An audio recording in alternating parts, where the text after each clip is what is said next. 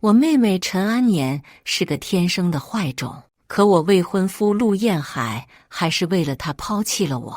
他曾醉醺醺同我说，只有和陈安年在一起，才有真正放松的时候。哪怕陈安年坏事做尽，但陈安年能让他感受到灵魂的自由。那既然这样，我便让他彻底恢复自由。大家好，开始今天的分享之前，希望你能给人间烟火点个订阅，我将会分享更多优质的内容。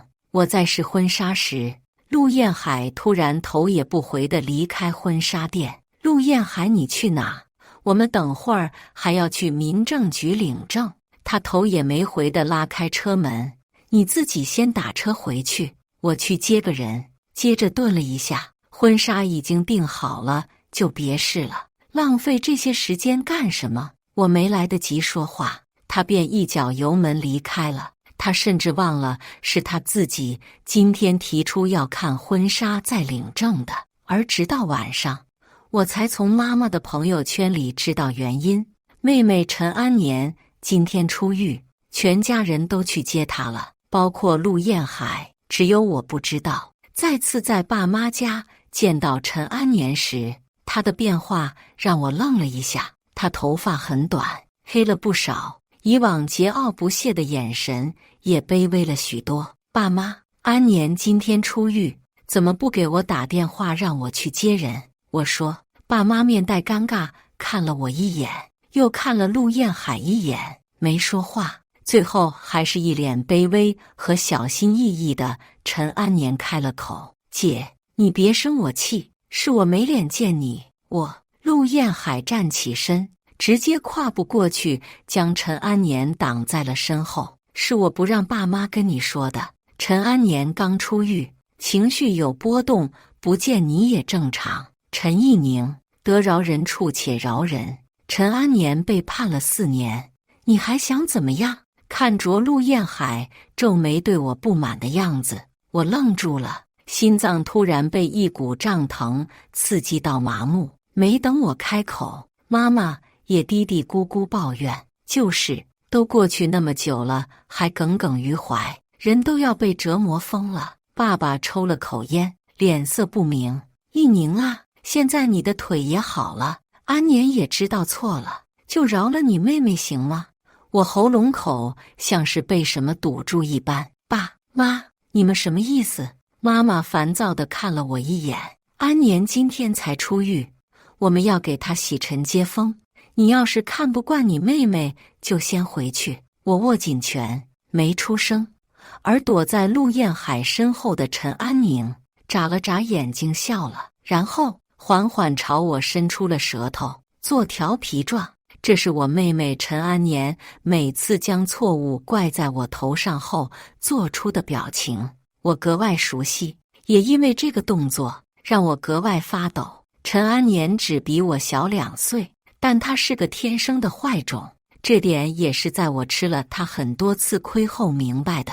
幼儿园时，他故意淹死了我帮班级里养的仓鼠；上小学时，他用烧红的铁刺戳穿了我养了2、3年的兔子，然后双眼红红说只是想看生物书上说的兔子生理结构是不是真的。他将爸妈送我的蓝宝石胸针扔进河道中，却先我一步大哭，控诉爸妈为什么不也给他买胸针。可那个胸针只是我的生日礼物而已。他将我原本打算回应的暗恋男生给我的情书偷出来，趁我不在，在我班级里大肆侮辱着这个男生。那个男生羞愧难当，最终转了学。他却躲在爸妈身后，哽咽着说这是为我好，不希望我早恋影响学习。而当时我本来有更好的方法拒绝那个男生，不让他觉得挫败。因为我在班级里被同学嘲笑了很久，更被霸凌了2年整。而他做错的每一件事，都以爸妈一句不冷不热的话而挡去。他还小，不懂事，你是姐姐，能不能让着妹妹一点呢？兔子死了再买就好了，胸针没了再买就好了。听妹妹的，别早恋啊！而那时我才知道，他是超雄基因，身上压根就没有正常人该有的三观和是非意识，再加上爸妈的宠爱，让他更加肆无忌惮。一张单纯脸，满腹蛇蝎毒。每一次陈安年错事得逞后，他都会朝我做鬼脸，而他每次鬼脸之后，原本没错的我反而会遭到父母的责骂。直到高中毕业，他去了国外，而我也遇到了陆燕海，日子这才慢慢好过起来。可好日子也没持续太久。陈安年大学毕业后回国，见陆燕海便如一眼万年般，从此宁可整日泡在我家，用一切手段动摇陆燕海。不过陆燕海从来不正眼看他。可好景不长，陆燕海渐渐开始频繁和他走在一起，为了陈安年逃课、逃学，甚至还帮着陈安年霸凌同学。他做尽了以往他从没做过的叛逆之事，他更是喝得醉醺醺的，在家大吼，只有陈安年才能让他找到灵魂上的自由。因为这件事，陆燕海的父亲被气到脑梗，成了植物人，住进了医院。我前去警告陈安年，可被他从3楼的楼梯上推了下去。我的右臂撞到楼梯口的石像，造成粉碎性骨折，左腿的骨头也成了永久性损伤。而那天我本来是要上台跳舞并领奖的，因为我的舞蹈之路被活生生断送。此后每到下雨天，我的腿都会有难言的痛楚传来。陈安年入狱后，陆燕海在这4年以来也慢慢步入正轨。可我怎么都没想到，原来在他心里一直都没有忘记陈安年。而现在每一个人都为了陈安年告诉我，这事儿该过去了。为什么明明做错事情的是他陈安年，可为什么到头来要受折磨的是我？一宁，听见爸妈叫我的声音，我回过神来，陈安年恢复了那个一脸卑微的模样，陆燕海也重新变得一脸平静。陆燕海，你今天是不是忘了我们要去民政局领证？陆燕海脸色一滞，眼中淡淡一抹惊讶和心虚闪过。今天就先算了吧，安年出狱是个好日子，先给他接风洗尘比较重要。我心生苍凉，他记得今天是陈安年出狱的日子，还记得去接他，唯独忘了今天我和他要结婚。陈安年这时抬起头，不可置信看向我：你们要结婚了？今天要领证？陈安年眼中飞快聚出一滴泪掉了出来。原来今天是姐姐结婚的日子，是我的错，不该在今天出狱的。燕海哥，你和我姐结婚去吧，不用在意我，真的。哪怕是我在淡定面对陈安年此刻的一番言论，我也愕然在原地。而让我更加愕然的是陆燕海的反应。陆燕海没看我，而是小心翼翼为他擦眼泪。这4年我一直想着你，我又怎么能不管你去结婚？陆燕海转头看了我一眼，只那一眼，我浑身冰凉。那一眼中藏着对我的厌恶、不满和不耐烦。而爸爸也皱紧眉看着我：你妹妹刚出狱，你非要在她出狱这个日子结婚，给她添堵吗？你起的什么心？陈安年的哭声大了起来，啪一声拍开陆燕海的手：我不过是个出狱的罪人，用不着你们现在过来关心，大不了我走就行，我走行了吧？说罢推开他们冲了出去。安年！陆燕海下意识叫了一声，便要出去追人。我飞快拉住他：陆燕海，你能不能分清楚状况？4年前如果不是因为陈安年，我现在所有奖早就拿满了。到底他陈安年是你在乎的人，还是我才是你在乎的人？可陆燕海挥开我的手，我送他的手链在拉扯间线断了，珠子掉了一地。啪啦啪啦的声音震动着我的心脏。而此刻，陆燕海的脸色十分难看。陈意宁，她是你妹妹，她在监狱受到了该有的惩罚。可你想过没有，她一个手无寸铁的女孩，在监狱里要受多大的委屈？你心里只管在意你的奖项和前途，你在意过安年的心理创伤吗？手链珠子掉在地上，最终归于平静。家中除了我，再无其他人，他们都去追陈安年了。和以往一样，我再一次被所有人隔绝在外，我再一次被抛弃了。星号一个人慢慢走在街上，我漫无目的。这时天上开始下雨，我用手探了探，有些大，鞋子里早就湿透了。可我像是没感受到一般。回到家，家中空无一人，我捶着发疼的腿。今晚又是一个难熬的时间。我不知道陆燕海什么时候回来的。等我第二天早上醒来时，他的手正环着我。一股强烈的恶心感突然传来，我不顾一切挥开他的手。这一举动拉扯的力度有些大，惊醒了他。意宁，我没理他，穿衣洗漱准备上班。等收拾好之后，陆燕海坐在沙发边，脸上多了抹复杂之色。意宁，陈安年出狱之后有案底，在外面找不到工作。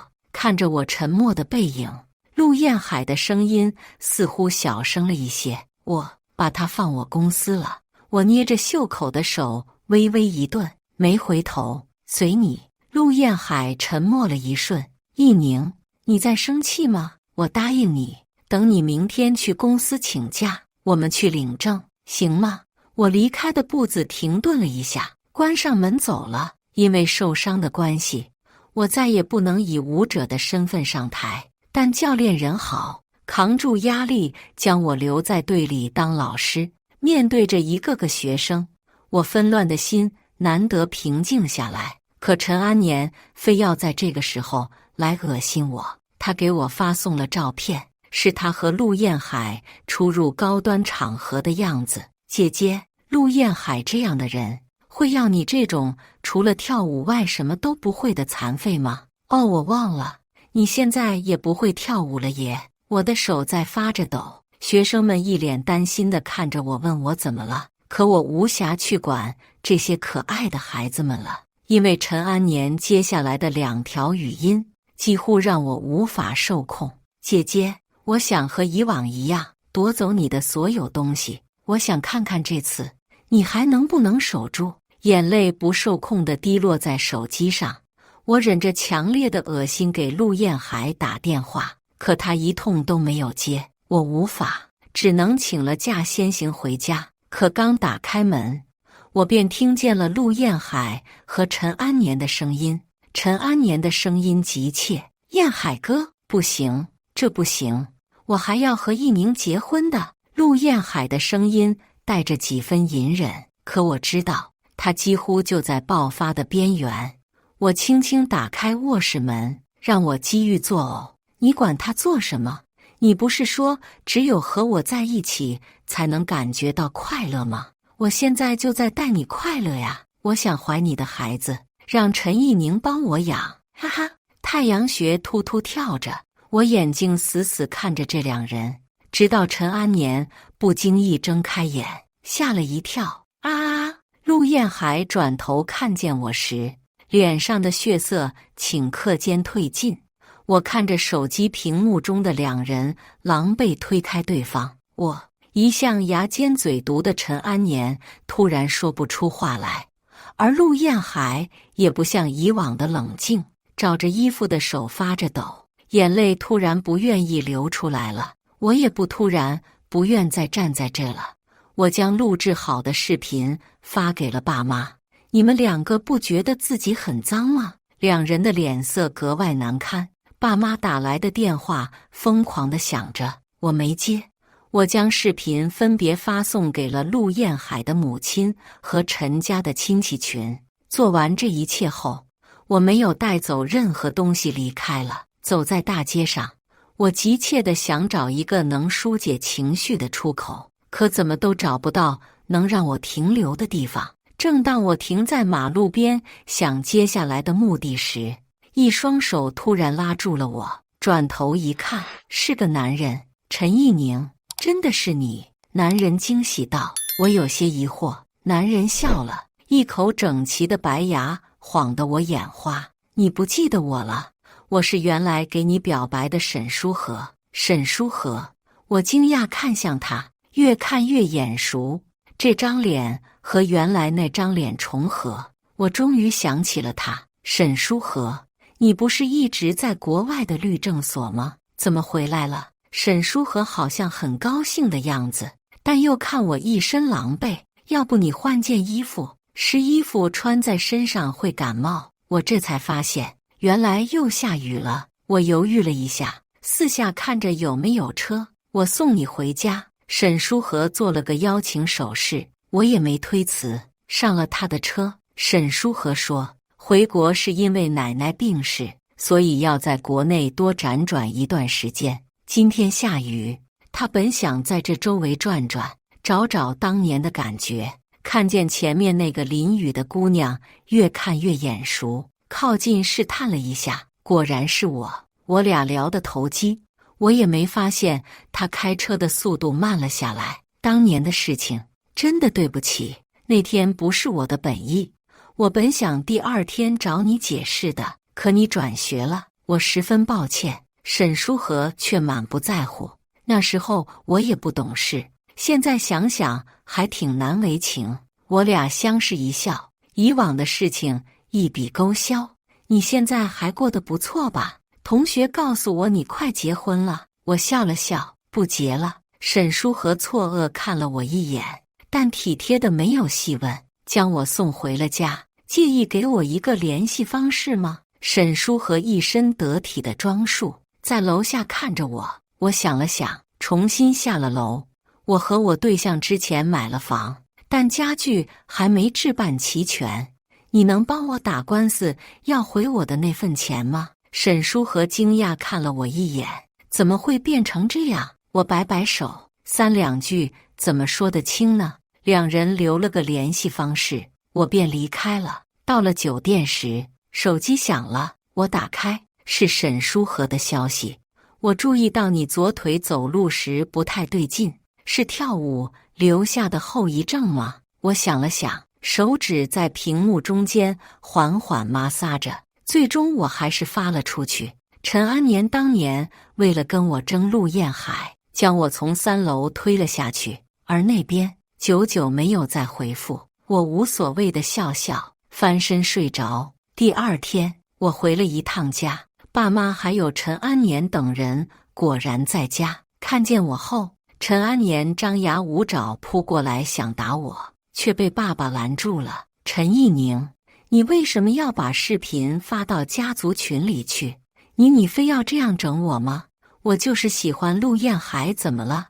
我就是要抢你所有的东西，怎么了？陈一宁，你以为你那副高高在上的样子有谁喜欢吗？凭什么小时候受夸奖的总是你？凭什么能拿到胸针的是你？凭什么得到表白的是你？我被你困在监狱4年，整整4年。你知道我在牢里过的什么日子吗？我好整以暇，坐在沙发上，翘着二郎腿，第一次平静地注视着我这个亲生妹妹。她的皮肤已经有坑坑洼洼的痕迹了，以往柔弱的神色不在，现在的她脸色格外狰狞。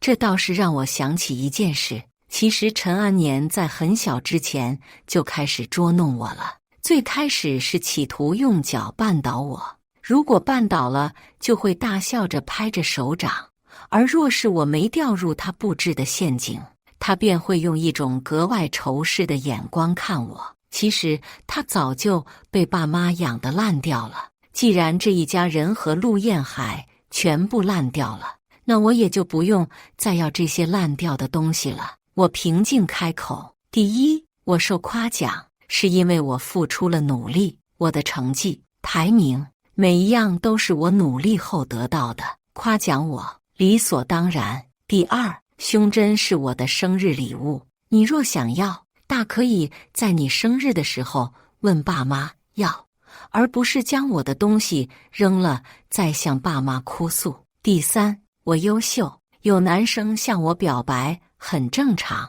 我不会像你一样去抹黑别人，践踏别人的自尊。我每说一句，爸妈的脸便会白一分，而陆彦海的脸色也尴尬一分。最后，你坐牢，那是你故意将我推下楼的惩罚。你害我断送舞蹈生涯，你害我断送了所有前程。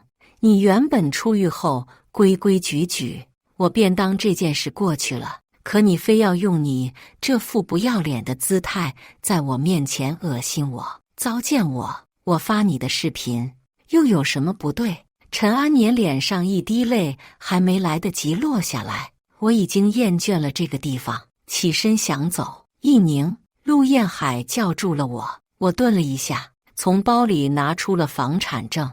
房产证我已经带过来了，找个时间把房卖了，把钱还我，或者你不想还也没关系，我让律师拟好起诉书，过段时间给你寄过来。陆彦海，从此以后你和谁在那个房子，都和我没有任何关系。陆彦海想上前拦住我，我飞快挣脱，狠狠扇了他一个耳光。他没站稳，往后退了几步。你曾经不是酒后吐真言说只有陈安年才能让你感觉到自由吗？从现在开始，我放你自由，路是你自己选的，以后你不管变成什么样子，我都不会再管你一丝一毫。陆彦海上前一步想拦住我，却被我再次往后一推。陆彦海，陈安年扑过去抱住陆彦海，他压根挣脱不了。一宁，我们再谈谈。我厌恶地看了眼这群人令人作呕的演技，转身离开。酒吧里各路人形形色色，彼此都在昏暗灯光中扭动着身子，找着稍纵即逝的自由和放纵。我的脸被蹦迪灯光反反复复晃动，一杯一杯酒灌进肚中，却又不觉得醉。手机上所有陈家的亲戚、爸妈的电话，陈安年对我的辱骂、祈求和威胁，陆念海的电话和无数信息一一在电话上闪动着。我头一次觉得手机原来可以这么烦人。直到2瓶酒下肚，沈书和在酒吧找到了我，他什么也没说，也没阻止我喝酒，可我分明看见他皱着眉，眼中带着复杂的神色。他始终保持着沉默，将我打横抱起来。我眼里的泪这才像洪水爆发一般歇斯底里，情绪在这刻终于压制不住，彻底得到疏解。星号清醒以后，头疼欲裂，睁开眼是不认识的天花板和不认识的床头柜，但床头柜上有温热的醒酒汤，还有暖乎乎的被子和小羊拖鞋。我打开卧室门，发现沈书和正在饭桌前看着文件，旁边是电脑和一大摞的资料。见我醒后，站起身来。我知道你现在什么都不想说，但你想做什么我都能帮你。我嘴张合了一下，一股无言的暖意在心中淌过。沈书和拟好了合同和起诉文件，又和我聊了一下午，将我所有的损失降到了最低。做完这一切后，我再次收到了来自陈安年的信息：陆彦海是我的了，这下你所有的东西都没了，开心吗？我再次拉黑了这个号码，已经烂掉的东西，我怎么可能再去碰它？我重新租了一套房，搬了家后，将原来家中的东西全搬走了，剩下最后几样东西比较大，便留到了最后。在搬运的过程中，陆彦海来了，他看见我时愣了一下，下意识地看向搂着自己手的陈安年。陈安年一见我，眉眼立马狰狞起来：你要干什么？你把东西搬走了，我用什么？我有些好笑地看着陈安年：你最好搞清楚，这里是我家，我的东西想搬就搬，陈安年推了一下陆燕海，我喜欢这里，我在这张床上和你睡最有感觉，你不许把房子给他。陆燕海有些心虚地看了我一眼，一宁，要不你这房子我买了，安年有案底，人家不租给他房子。我摇摇头，对陆燕海的人性说不出半点好话，那是你的事情，和我无关。这房子下午就有中介的人来看，你可以走了。话音刚落，陈安年便冲上来，狠狠推了我一下，我猝不及防，被这一推，被磕在了客厅隔断边，生疼。你当时怎么就没从楼上摔死？陈安年面目可憎，咒骂着我，我心脏砰砰跳着，以往坠楼的恐惧再度席卷我的大脑。我冲陆燕海歇斯底里的吼：“你眼瞎吗？他这种疯狗你不把他拉开吗？”陆燕海后知后觉，将想要继续发疯的陈安年拉住，可陈安年不知道哪里来的劲儿，居然挣开了陆燕海，再度朝我冲过来。正当我以为自己又要遭殃时，沈书和来了，他狠狠推开陈安年：“疯狗要用疯狗链子拴好，这点你爸妈没教你吗？”沈书和面色冷硬看着陆燕海，陆燕海被激的话都不曾讲，倒是陈安年认出了沈书和：“你不就是那个表白陈意宁的舔狗？怎么舔狗舔到最后上位了？”沈书和没理他，拉着我径直下了楼。才刚上车，陆燕海便追了出来，可沈书和车开得很快，很快便将他甩得远远的。可即便这样，陆燕海也快速发来了信息：“意宁，能给我一点时间谈谈吗？事情不是你想的那个样子。意宁，我需要和你谈谈，那个男人是谁？是曾经给你表白过的那个男生吗？”我删掉了陆燕海发消息的号码，将窗户打开，冰凉的空气瞬间吹清醒了我的脑袋。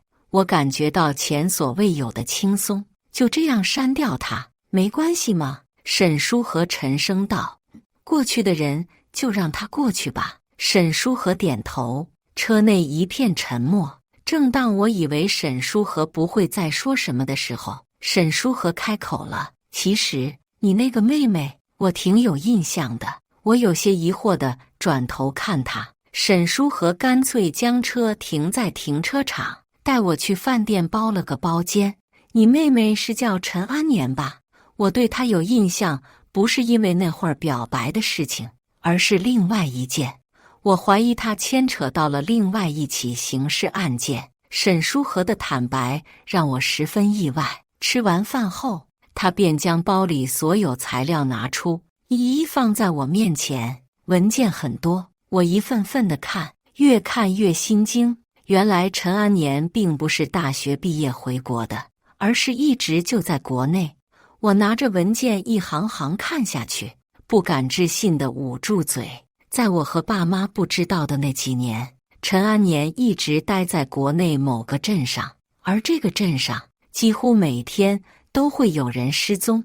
一个镇子每天有人失踪，这其实不太少见，但每一次有人失踪时，陈安年的账户便会多一笔不菲的数目。最开始看见陈安年这个名字时是在国外，他和我一个学校，但很遗憾，我并没在学校中看见他。当时我以为是他不愿意去这个学校，所以没多想。可几年之后，我便收到了一位老人的请求，让我帮他找孙女。沈书和递给我一张照片，照片上的姑娘眼带笑意，十分漂亮。这个老人十分肯定地说，他孙女是被陈安年邀请去那个镇子上去玩的。可第3天，陈安年便打电话报警，说人不见了。老人不信，硬是去了陈安年所在的地方去找。在陈安年的屋里，他发现了他孙女的手机。一开始我觉得失踪这件事比较突然，没带手机是正常的。可那老人说，他孙女当时正在和自己聊天，突然失踪了。他一向懂事，若要有什么急事，他也会提前说。沈书和神情严肃：我知道这件事对你来说太过于惊讶，但陈安年的确和人口贩卖案有关，但我们一直找不到其他证据。可陈安年在监狱这4年，一直没有查到这上面来吗？我问道。沈书和摇摇头：不是没有查，而是查不到。有人保了他，有人保了他，是谁？沈书和拍拍我的肩：所以我可能需要你的帮忙。陈安年这人绝对不是个省油的灯。不用沈书和说，我也明白，从小到大，陈安年是哪种人，我心知肚明。我和沈书和商量了一下，他觉得我将视频发到了家族群这一举动有些冲动，但也合理。一方面将陈安年的错处全盘揭开，我自己可以全身而退，且不会有太大影响。二来，陈安年在家中待不下去的话，极有可能重新返回那个小镇，因为删掉了陆彦海的联系方式，我自然也不知道他过得怎么样。但我还是看见妈妈朋友圈里陆彦海和陈安年的婚纱照，他还是和陈安年结婚了。哪怕陈安年伤害了我，我关掉手机，再也没将心思放在这上面。直到2个月后，陈安年的电话突然打了过来：姐，妈妈她出事了。陈安年的语气十分惊惶，背景中还有医院的声音。我心中一紧，这么多年，妈妈从来没有出过什么意外，陈安年在这件事情上也没有必要骗我。我连忙给沈书和说了声便要穿鞋离开。等等，你外套还没拿？沈书和从卧室里出来，将外套披在我身上。到家了之后，记得给我发个信息。沈书和目光灼灼看向我，刹那间，我感觉我的脸烫了不少。我含糊地嗯了一声，便迫不及待往家赶。可到家后，刚打开门，我便被捂住了口鼻，难闻刺鼻的气味顷刻间进入我的鼻腔和大脑，我根本来不及反应，便陷入了无限的黑暗。等我再醒来时，发现自己在一个十分狭小的房间里，我懵了，这是哪儿？我记得刚刚明明是被陈安年叫回去看妈妈的，脑海里面瞬间有什么东西打通了一般，随即我的心脏开始剧烈跳动起来。我好像知道陈安年为什么突然回来了，他应该将注意力放在了本地城市，本地姑娘们多，他完全可以在本地让这些姑娘们消失。而我估计是他气急败坏之下做出的选择。我刚想明白，门便被打开了，从外面走进来一个彪形大汉，就是这个娘们对吧？第2个进来的是我的亲妹妹陈安年。陈安年此刻的脸上早已没有了当初的那副柔弱神色，现在的她眉眼阴翳，带着戾气，样子已经彻底变陌生。陈安年，你大学那会儿是不是没有出国？你瞒着爸妈做出人口贩卖这种丑事，爸妈难道不寒心吗？你到底为什么会变成这样？我不断和他说话，拖延着时间。陈安年扑哧一笑，蹲下来看着我：寒心？有什么好寒心的？他们拿着我寄回来的钱，吃香的喝辣的，要犯罪的话，每个人都逃不开关系。我就是想把你们全部拖下水，怎么了？凭什么你高高在上一身白？我就想看看你被卖到缅甸的时是个什么样子！哈哈哈哈哈！疯子，他就是个彻头彻尾的疯子。明明我已经和陆彦海结婚了，可他就是怎么都忘不了你，至今还在找你的联系方式。只要你消失了，一切就都好了。爸妈是我的，陆彦海是我的，所有的东西都是我的。没错，只要你消失了就好了。陈安年眼中闪过一抹疯狂，我被他的疯狂弄得心惊胆战。难道我今天就要丧命在这里了吗？陈安年站起身，指着我：算了，我改主意了。我这个姐姐平时很注重健康管理的，平常也会健身运动，她的器官肯定都处于健康状态，把她的所有器官挖出来算了，正好拿去卖，一副满不在乎的口气，就像是在过年期间杀鸡杀猪卖肉一样。我挣扎着想要摆脱那个彪形大汉的手，可他手太粗壮了，我挣扎无果，反而被他狠狠扇了一巴掌。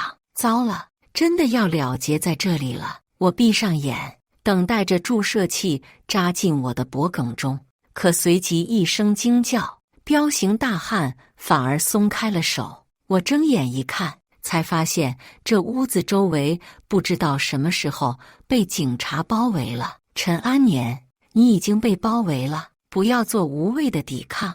我大口大口喘着气，这是什么情况？没等我缓过神来，我便被一个温热的怀抱拥住了。这个人喘着气，手扣得紧紧的，吓死我了！还好赶上了，吓死我了！沈书和，我颤抖的手攀上他的肩头，劫后余生才知道人的温度原来可以那么滚烫。